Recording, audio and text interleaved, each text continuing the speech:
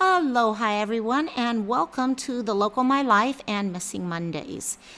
I do apologize for not getting this video out yesterday. As many of you guys know, real life tends to pop up at times and get really busy, and I was unable to get it out yesterday. However, these videos are too important to wait for another week just to be able to make Monday make sense. As we all know, these people need help, and they need help now. Their stories need to be told immediately and repeatedly until we can either bring them home or bring them peace.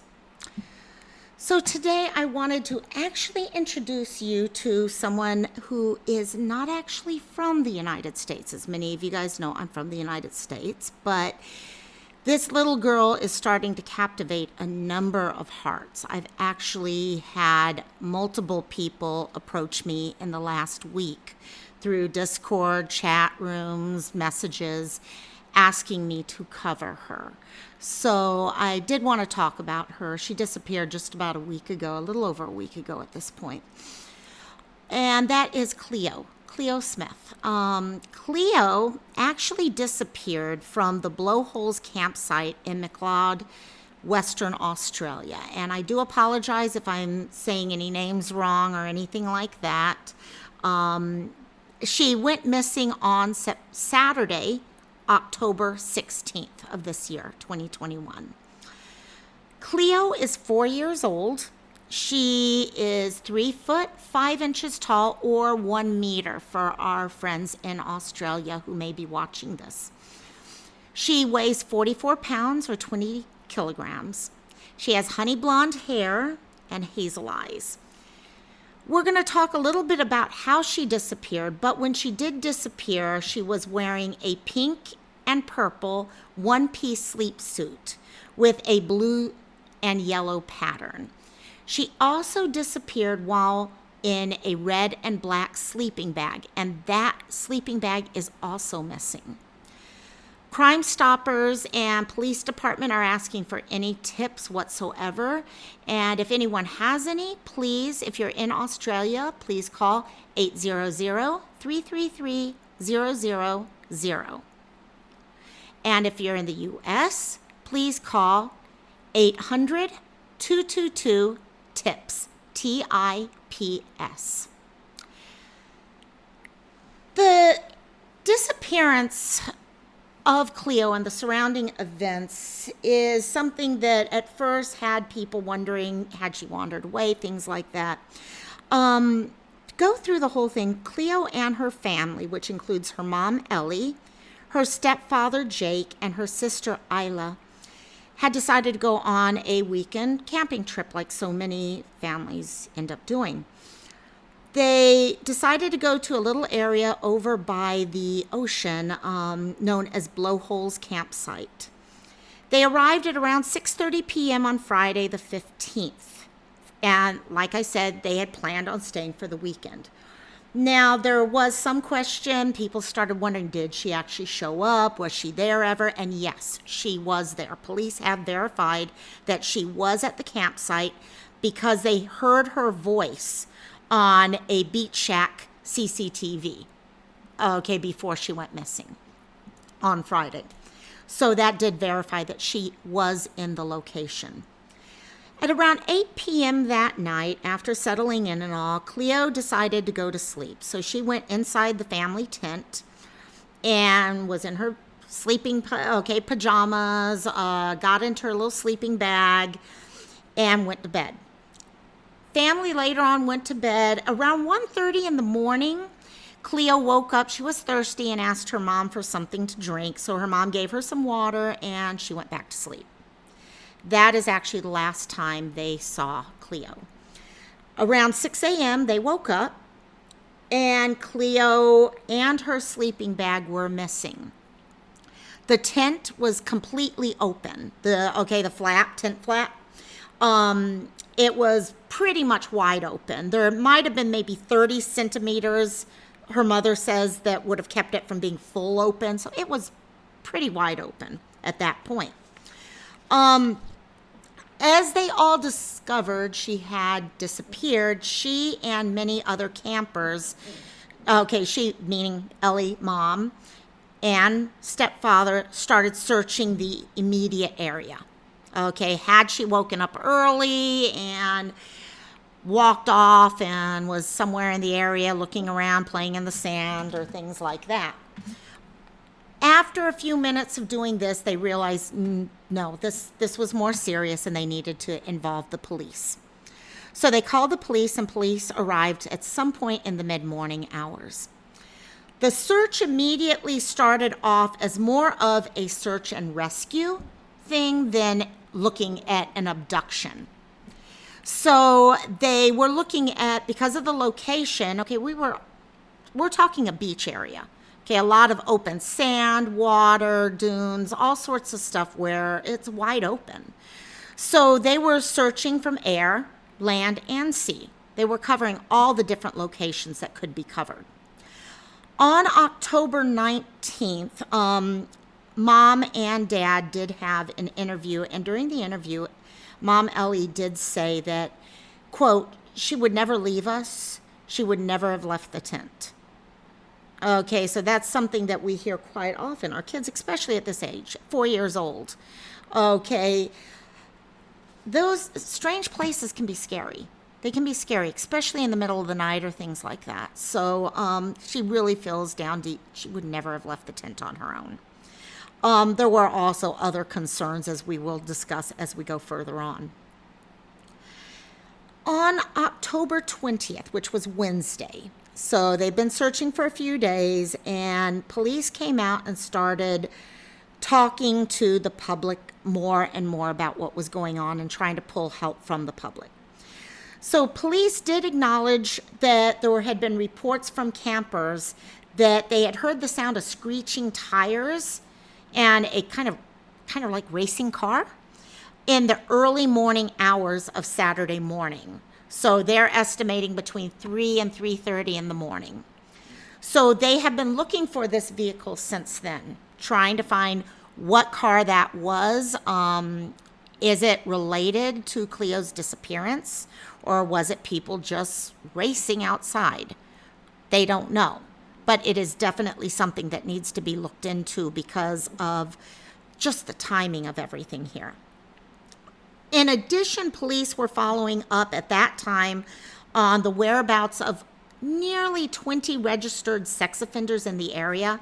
So they went out and did their normal searches, talked to all of them, found out where they had been, okay, alibis, all that. And after going through that full number, it was decided that none of them were people of interest or suspects in her disappearance. The next day, which was Thursday, October 21st, they announced that, yes, initially the thought had been this is a search and rescue. We're trying to find a little girl who had wandered away. However, at this point, it's pretty evident it's got to be an abduction or something along that area. It's not a wandering away in their eyes at this point.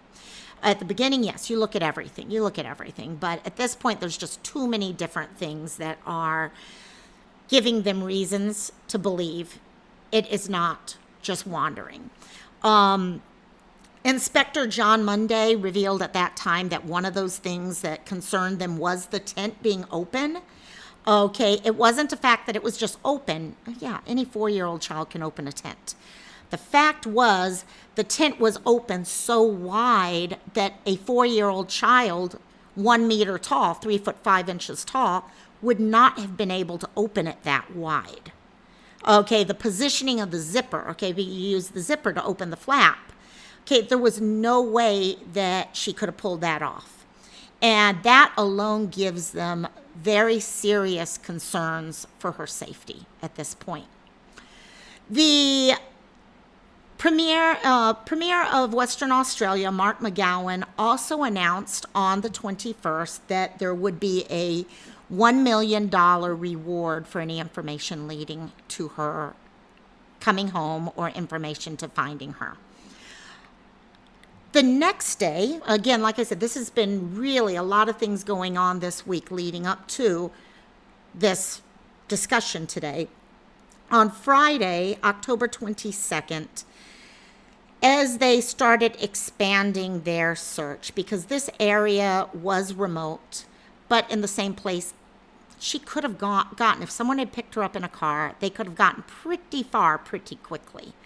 And also what they wanted is anyone with video or dash cam footage. The police were asking if you are within 1,000 kilometers of the campsite, and they shared out a map of the locations where she could have potentially gotten to and things like that, that you please forward that dash cam or video footage to them immediately.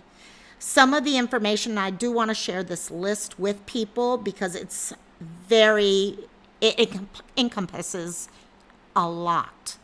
Motel check-ins and communal areas, lobbies, service stations, gas stations, truck stops and free camping areas, fast food outlets and bakeries, children clothing stores, pharmacies and cosmetic stores, and camping stores. Now, why did I, in addition to just, the police need this stuff for Cleo, share this full list out? I think this is something for all of us to remember for any missing people in the future. If you are within a certain time area of that location, look through this type of thing. If you happen to own, a children's clothing store, or you happen to work at a fast food outlet, check your security cams. You never know when you might see something in your security cams. We saw that with Gabby Petito the other day. If you go back and check your video cameras, if you're within any distance of any crime, you may be able to help solve things. On the 23rd, October 23rd, which was Saturday, just recently, the question came out. We're talking about how far away she could have gotten. And Western Australia, how they're set up with the various states and all that, it's not quite like it is with the US, where you just jump from one area to another very easily. From what I'm understanding here, and sorry, I do not have all the information, but the way that they explain it, especially right now with COVID, there are very strict border controls in place to ensure that people, when they're coming from one state to the other state, that they aren't they don't have COVID, they've had vaccinations, things like that.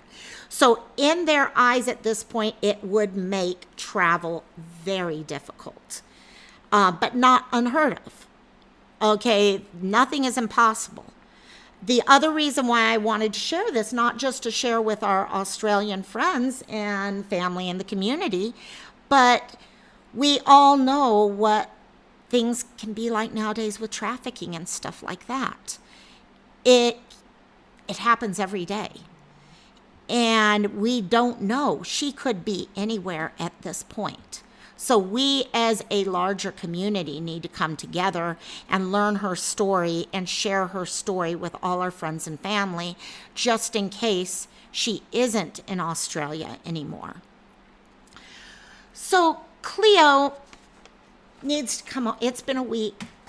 She's got her own little sister at home who needs her big sister back. Just as a reminder to everyone, Cleo did disappear in Australia, Western Australia, on October 16th of 2021. She's 4 years old. She is 1 meter tall, or 3 foot 5 inches tall, and weighs 20 kilograms, which equals 44 pounds. She has honey blonde hair and hazel eyes. And as you can see from that little picture, she definitely has tons of personality. And she actually looks like a little model in that little picture. She's like, okay, I'm going to sit here and I'm going to strut myself, strut my stuff and smile at people and have fun and all that. She definitely looks like she needs to be home, gang. She needs to come home to her family. She disappeared while in her red and black sleeping bag, which is also missing. So if you happen to come across the red or black sleeping bag.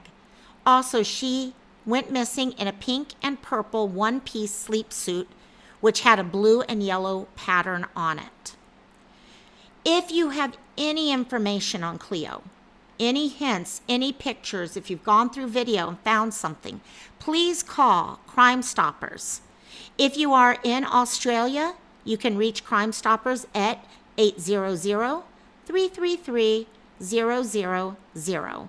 Or if you're in the US, please contact 800-222-TIPS, TIPS. If you are in any other country, the UK, anywhere across in Europe, please check for your Crime Stoppers phone number in your location if you have any information that you would like to share, and they can connect people to the right group. By sharing, liking, and telling others about missing people like Cleo, you really are making a difference. So often we feel helpless, like we can't do anything from where we live. We live so far away. But your mouse, your keyboard, has the power to educate others and perhaps make that one needed connection. Thank each and every one of you for your support. Please have an amazing week. May God watch over all those missing and their families and give them strength and comfort. Everyone have an amazing week. Thank you and aloha.